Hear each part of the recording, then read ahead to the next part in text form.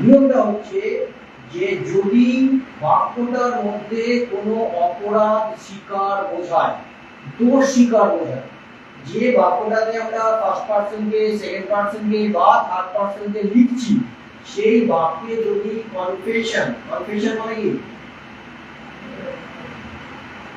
Confession মানে স্বীকারোক্তি, confession of guilt, অপরাধ স্বীকার করা যদি বোঝায় ওই বাক্যে, তখন তার অর্ডার হবে 123। মানে আগে আসবে ফার্স্ট সেকেন্ড, তারপরে আসবে সেকেন্ড পারসন, তারপরে আসবে থার্ড পারসন। কিন্তু অপরাধ স্বীকার বাদ দিয়ে ফর এনি আদার সিচুয়েশন, অন্য যে কোনো পরিস্থিতিতে, অন্য যে কোনো পরিস্থিতি মানে কি? মানে অপরাধ স্বীকার বাদ দিয়ে, তখন অর্ডার হবে কি? 231। 231 মানে আগে সেকেন্ড পারসন, তারপরে থার্ড পারসন, শেষে আসবে ফার্স্ট পারসন। তাহলে এই যে বাক্যটা আমরা লিখেছি, আমি তুমিও সে কলেজে যাই, এটা কি 1 নাম্বার নিয়মকে ফলো করছে নাকি 2 নাম্বার নিয়মকে ফলো করছে? আমি তুমি কলেজে যাই কোনটা? দ্বিতীয় নম্বরে, দ্বিতীয়টাকে ফলো করছি। দ্বিতীয়টাকে ফলো করলে আমার অর্ডার কি হবে? দুই হবে, মানে তারপর ইউ হবে, তারপর বি হবে। হ্যাঁ, তাহলে বাক্যটা যদি আমরা এবার রিপোর্ট লিখি তাহলে কি লিখব? ইউ ই এন্ড হ্যাঁ, ইউ ই এন্ড আই। ঠিক আছে, তাহলে অর্ডারটা আমরা পেলাম, এই অর্ডারে বাক্যটা লিখছি। এবার যে ভার্বটা বসাবো, একটা বাক্যে ভার্বের ব্যবহার হয় কি অনুযায়ী? সাবজেক্ট অনুযায়ী। সাবজেক্ট যদি সিঙ্গুলার হয় ভার্ব হবে সিঙ্গুলার, সাবজেক্ট যদি প্লুরাল হয় ভার্ব হবে প্লুরাল। তো এই বাক্যের সাবজেক্ট কোনটা? এই বাক্যের সাবজেক্ট কি? যাওয়া, কলেজে যাওয়া। যাওয়া ভাষা করে কি? তিনজনেই করছে। সে, তুমিও যাও, সেও যায়, আমিও যাই। তার মানে কর্তা এখানে সিঙ্গুলার না প্লুরাল? প্লুরাল। সাবজেক্ট যেহেতু প্লুরাল, প্লুরাল মানে কোন পারসন প্লুরাল? এটা থার্ড পারসন প্লুরাল। তিনজনের কম্বিনেশন করে সেটা থার্ড পারসন হয়ে যাবে। থার্ড পারসন প্লুরাল, তাহলে ভার্বও হবে প্লুরাল। এবার যখন সিম্পল প্রেজেন্ট টেন্সে আমরা কোনো বাক্য লিখব, সেই বাক্যের সাবজেক্ট যদি হয় প্লুরাল, তাহলে ভার্বের সঙ্গে এস বা ইএস যুক্ত হবে কি হবে না? প্লুরাল ভার্বের সঙ্গে হবে না, তাহলে কি হবে না? বই থাকবে। ওকে, তাহলে you he and I go to college, এটা হচ্ছে সঠিক বাক্য। বুঝা গেছে? বাংলায় কিন্তু এর কোনো রকম নিয়ম নেই। তারপরে আমি তুমিও সে বলতে পারো, তুমি সেও আমিও বলতে পারো, সে আমি তুমিও বলতে পারো, যা খুশি বলতে পারো, সবই ঠিক। যখনই তুমি তাকে ইংরেজিতে ট্রান্সলেট করবে, তখন তোমাকে এই নিয়ম এই যেতে হবে, হয় 231 অথবা 123। ঠিক আছে? তাহলে বাংলা ইংরেজি পার্থক্য। তুমি পরীক্ষাতে তো বাংলা পাবে না, তুমি পরীক্ষায় এটাই পাবে, কিন্তু তোমাকে নিয়মটা এটাই বলতে হবে। তখন এবার ধরো আছে ইউ হি এন্ড আই, এর বাংলা তুমি কি আমি তুমি এসে করতে পারবো? পারবো। বাংলা কি বলতে পারো আমি তুমিও সে, তুমি আমিও সে, আমি সে তুমি, যা খুশি বলতে পারো। ইংরেজি লেখার ক্ষেত্রে তোমাকে তখন এই অর্ডারটাই মেনটেন করতে হবে। ক্লিয়ার?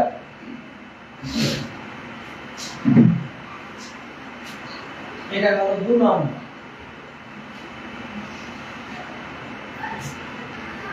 আচ্ছা, আরেকটা বাক্য দেখো।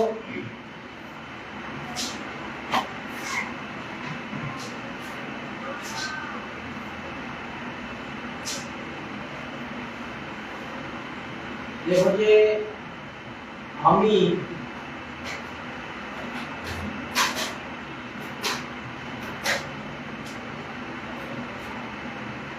কখনোই মিথ্যে বলি না, আমি কখনোই মিথ্যে বলি না।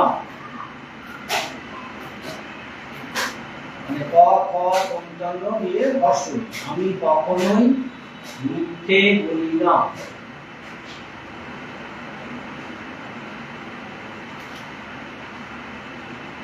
কি হবে বাংলা ইংরেজি? I never tell a lie. বাকিরা কি বলেছে?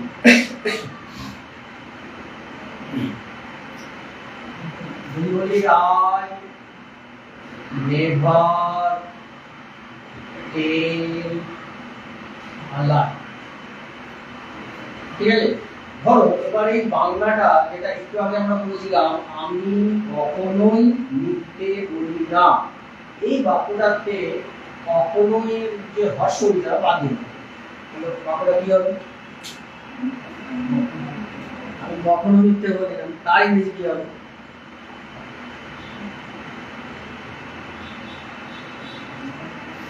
ধরো আছে আমি কখনো মিথ্যে বলি না, হর্ষটা নেই, তাহলে ইংরেজি কি হবে?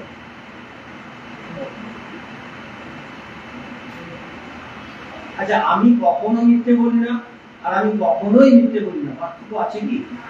কি পার্থক্য? কখনোটা হচ্ছে মানে জোর দিচ্ছে না, কিন্তু কখনোইটাতে খুব জোর দিচ্ছে। হ্যাঁ, এটা জোর দেওয়ার ব্যাপার আছে। প্রথম বাক্যটা যেটা আমরা হর্ষই দিয়েছি সেটা জোর দিয়ে বলছি, আর যখন হর্ষই দিচ্ছি না তখন জোরও দিচ্ছি না। তাহলে দুটো বাক্য যদি বাংলাতে আলাদা হয়, ইংরেজিতে কি আলাদা হবে? নিয়ম তো বলতে হওয়া উচিত, মানে সাধারণ বুদ্ধিটা বলে তাই বলছে যে বাংলায় যখনই আমরা প্রথমটায় জোর দিয়ে বলি, ইংরেজিতেও প্রথমটায় জোর দেবো, আর যদি প্রথমটায় বাংলায় জোর দেওয়া না থাকে তাহলে ইংরেজিতেও জোর দেবো না। তাহলে আমি কখনো মিথ্যে বলি না, ইংরেজি যদি হয় আই নেভার টেল এ লাই, আমি কখনোই মিথ্যে বলি না, তারও ইংরেজি আই নেভার টেল এ লাই হওয়াটা উচিত নয়, ঠিক কি?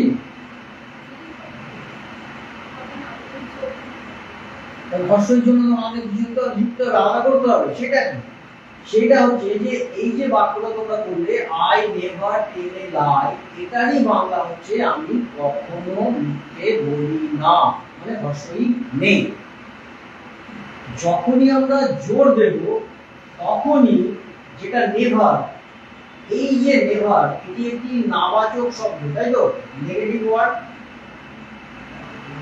এই নেগেটিভ ওয়ার্ডটা বলতো কোন পার্টস অফ স্পিচ? কোন পার্টস অফ স্পিচ এটা? নেভার, অ্যাডভার্ব, কখনোই না। এইটা হয়তো তুমি জানো না, কিন্তু মাধ্যমিকে শিখেছো। তুমি যখন কোনো বাক্য হার্ডলি দিয়ে শুরু করেছো বা নো শুনার দিয়ে শুরু করেছো, কেমন লিখেছো? হার্ডলি দিয়ে যখন কোনো বাক্য লিখেছো, শুনার লিখেছো, মনে পড়ছে?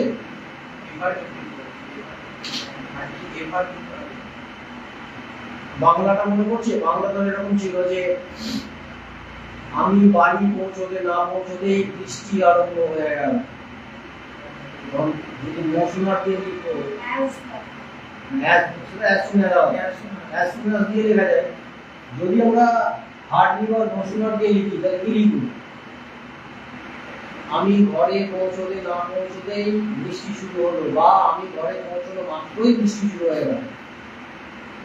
তখন এভাবে লিখেছি মৌসুমার বা hardly had I reached home then it started raining. আবার তুমি যখন হার্ডলি দিয়ে লিখছো, হার্ডলি দিয়েও লিখবে, এটা হার্ডলি উপরে দরকার দিচ্ছি I reached home, then এর পরিবর্তে আমরা লিখতাম when। তাহলে হার্ডলি বা মৌসুমার দিয়ে যখন আমরা বাক্য শুরু করছি, বাক্যের গঠনটা কেমন হচ্ছে বলতো? টেন্স না, অবস্থান, ভার্ব আর সাবজেক্টের অবস্থানটা কেমন হচ্ছে? অবস্থান, বিভাগ নেই এখানে, ওটা বিভাগ। না, এটা হ্যাভ ভার্ব, হ্যাভ ভার্বের দ্বিতীয় আছে হ্যাভ। হ্যাঁ, তাহলে মৌসুমার দিয়ে বা হার্ডলি দিয়ে যখন আমরা বাক্য শুরু করছি তখন কি আসছে? মৌসুমারের পর বা হার্ডলির পর অক্সিলারি ভার্ব, তারপরে সাবজেক্ট, তারপরে প্রিন্সিপাল ভার্ব আসছে। তো এই ধরনের গঠন তুমি কোন ধরনের বাক্যে পাও? আগে ভাব পরে সাবজেক্ট কোন ধরনের বাক্যে কি?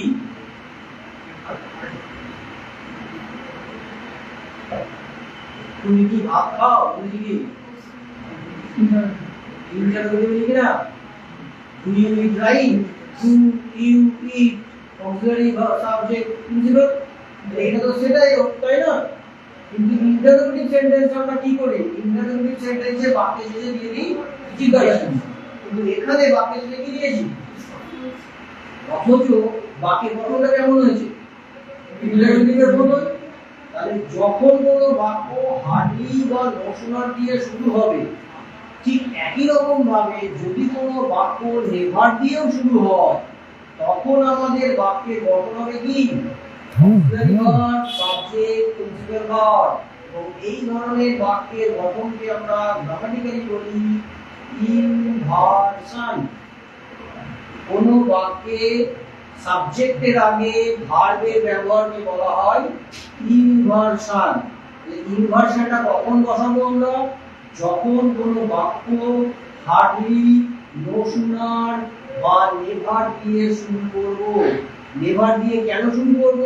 কারণ জোর দেওয়ার প্রয়োজন পড়ছে। জোর দেওয়ার প্রয়োজনের সাথে নেভার দিয়ে বাক্য শুরু হবে। আর যখনই আমরা নেভার দিয়ে বাক্য শুরু করব, তখনই আমাদের কি ব্যবহার করতে হবে? ইনভার্সন ব্যবহার করতে হবে। তাহলে বলো তো, আই নেভার টেল আইটাকে যদি নেভার দিয়ে লিখি তাহলে কি লিখব? Never had. এখানে হ্যাড নেই, এখানে তো টেল আছে। টেলটা কি ভার্ব? টেলটা কি ভার্ব? যে ভার্বে কোনো কাজ করা বোঝায় সেই ভার্বকে কি ভার্ব বলে? না, কাজ করা বলে অ্যাকশন ভার্ব। অ্যাকশন ভার্ব, যে কোনো অ্যাকশন ভার্বের মধ্যে অক্সিলারি যুগে থাকে কি? ডু।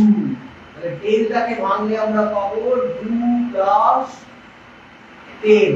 দুটো অক্সিলারি, টেলটা প্রিন্সিপাল। তাহলে এক্ষেত্রে অক্সিলারিটা কি আসবে? ডু। নেভার ডু, তারপরে সাবজেক্ট আই, তারপরে প্রিন্সিপাল টেল, তারপরে এল আর। নেভার ডু আই টেল এল আর।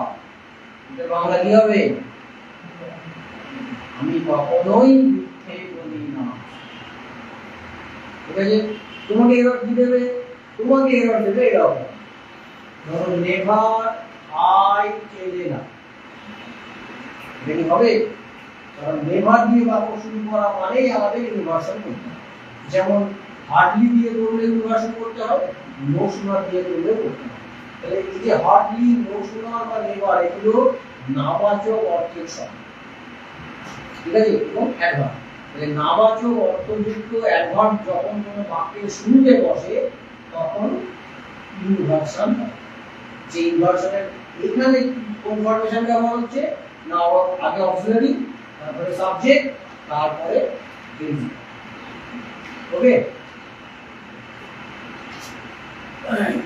আচ্ছা, ইনভার্সন শুধু তিনটে ক্ষেত্রেই হবে, হার্ডলি না, আরো আছে। আমরা আমাদের আলোচনাটাকে সীমায়িত করার জন্য তিনটের জন্য করলাম। এবং এইগুলোকে কেন আনলাম? কারণ এইগুলো নিয়ে তুমি মাধ্যমিকে পড়েছো, মনে পড়ছি তো? এবার তো মনে পড়েছে, সেই কারণে এগুলোকে নিয়ে আসলাম। এবং ওটার সঙ্গে রিলেট করার জন্য নেভারটাকে আমরা বলছি যে নেভার, নোশনাল বা হার্ডলি বা স্পার্সলি, এগুলো দিয়ে যখন বাক্য শুরু হবে তখন ইনভার্সন হবে। তাহলে কখন ইনভার্সন হবে না? যখন শুরু হবে। যেমন একটু আগে ওই বাক্যটা তুমি লিখেছো আই নেভার টেল আই, ওখানে তো আই সাবজেক্ট চলে গেল, তারপরে নেভার, ইনভার্সন কোনো ব্যাপার নেই। যখনই নেভারটা ফার্স্টে চলে আসছে তখন ইনভার্সন করতে হবে, তখন নেভারের পরে আই দিতে পারবে। ওকে? যেমন ধরো যদি এরকম একটা বাক্য থাকে যে ধরো scarcely, C A R C T L Y, scarcely he opened the window when the cat entered. Scarcely he opened the window when the cat entered সে দরজাটা এই জানলাটা খুলতে না খুলতেই বিড়ালটা ঢুকে পড়ল। এই বাক্যটা ঠিক না ভুল? ভুল। কারণ বাক্যটা যেহেতু স্কার্টলি দিয়ে শুরু হয়েছে আমাদের কি করতে হবে? ইনভার্সন করতে হবে। তাহলে হি ওপেন্ড লেখা যাবে না, কি লিখবো বলো? হ্যাঁ একদম ঠিক। হি ওপেন, যেই না সে জানলাটা খুললো বিড়ালটা ঢুকে। বুঝা গেছে? বুঝতে পারছো? দেখো ইংরেজি হয়তো এখন তোমাদের চর্চার অভাব আছে, কারণ আপনার উচ্চ মাধ্যমিক ইংরেজি তো পড়াশোনার অভাব হয়নি, কিন্তু তবুও ইংরেজি তোমাকে পড়তেই হবে।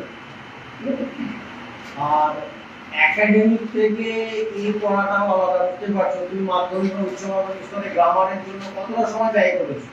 তেমন কিছুই করিনি, কারণ গ্রামার থেকে তো প্রশ্ন তেমন আসেনি। বেশিরভাগই প্রশ্ন আসতো টেক্সচুয়াল প্রশ্ন, ফাংশন, প্যাসেজ, রাইটিং।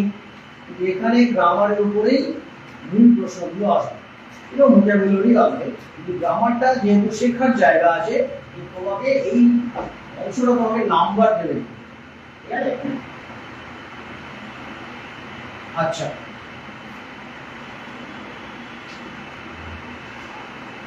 আর একটা বাক্য দেখো।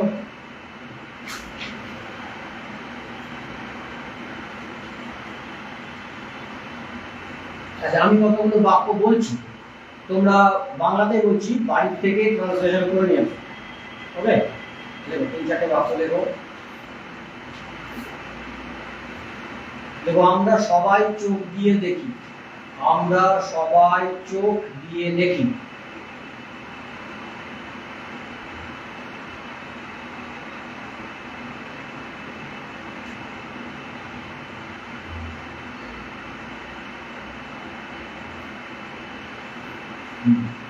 নাম্বার দেখো, যখন বৃষ্টি পড়ছিল, যখন বৃষ্টি পড়ছিল ছেলেগুলো মাঠে খেলছিল।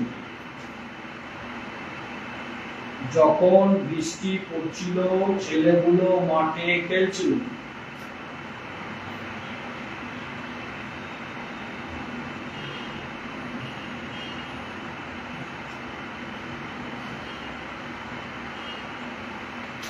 বুঝলেন? 3 নাম্বার লিখো, শিক্ষক মশাই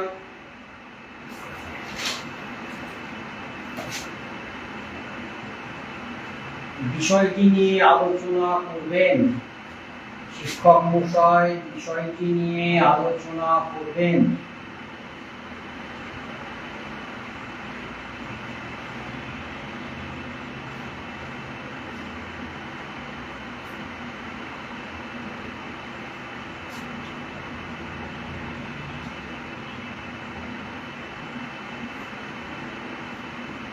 চার নম্বর লেখো, আমার ইচ্ছে, আমার ইচ্ছে আমি দেশের প্রধানমন্ত্রী হই। আমার ইচ্ছে আমি দেশের প্রধানমন্ত্রী হই।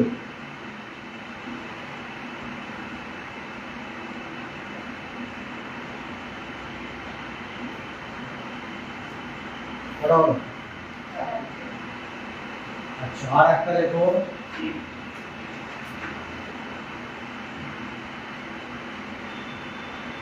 সে রোজ কলেজে যায়, সে রোজ কলেজে যায় এবং আমিও যাই। সে রোজ কলেজে যায় এবং আমিও যাই।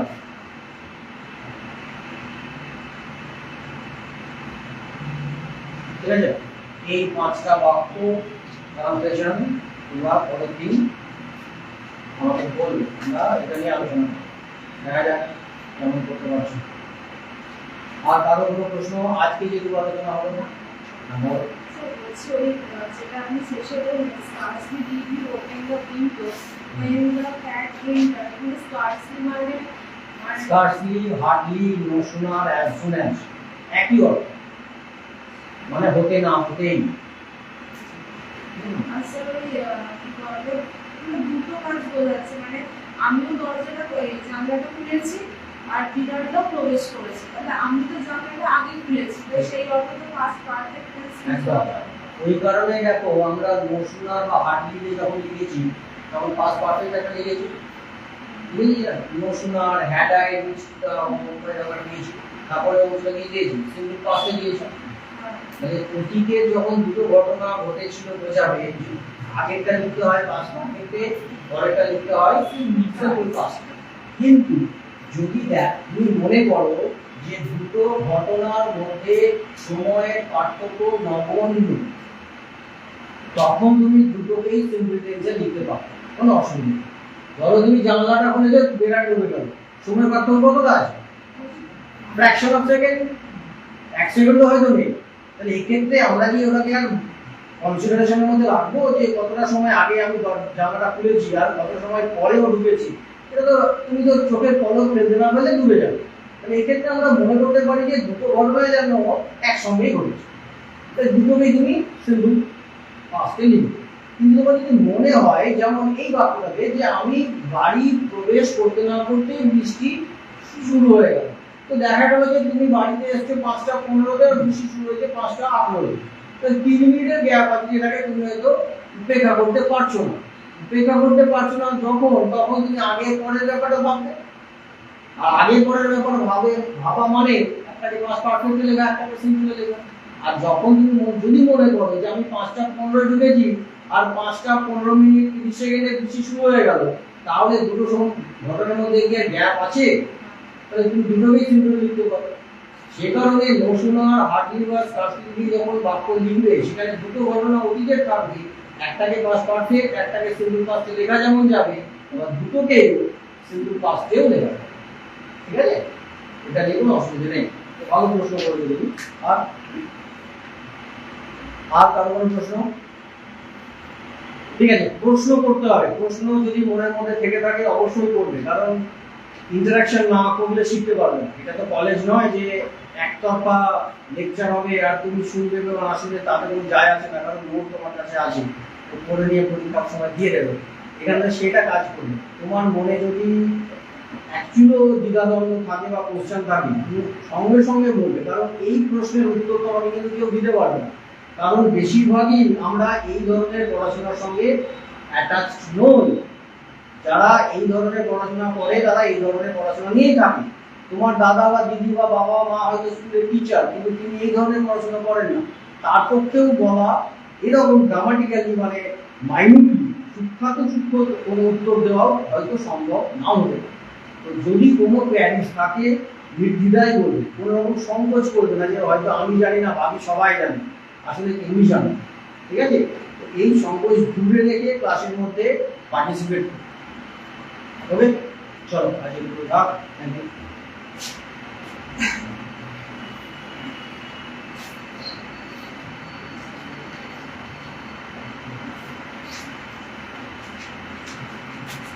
That's a good.